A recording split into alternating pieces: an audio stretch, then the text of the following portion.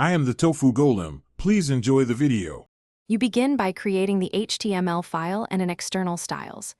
CSS and linking them, this is immediate. Next, set up a sensible baseline. Apply box sizing, border box, define font family, and a base font size so spacing and sizing behave predictably. Once done, establish a color palette and a small set of CSS custom properties for reuse. These steps save time as you build components. They are simple but crucial to prevent inconsistent styles later. You now move into creating scalable, maintainable rules. First, define CSS variables for colors, spacing, and typography so you can tweak the look globally. Then organize your style sheet. Include a small reset, base element styles, layout sections using grid or flexbox, and modular component blocks. Make utilities for spacing and alignment to avoid repetition.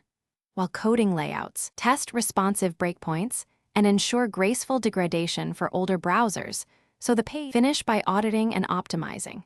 You should inspect elements with DevTools to verify computed styles, look for unexpected margins, and confirm responsive behavior across sizes.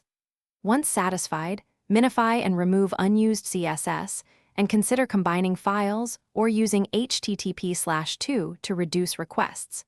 If something breaks, the most likely culprit is specificity.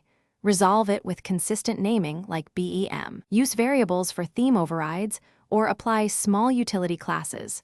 Make sure to retest after each change to confirm the fix. Thanks for watching. Consider subscribing if we helped you today.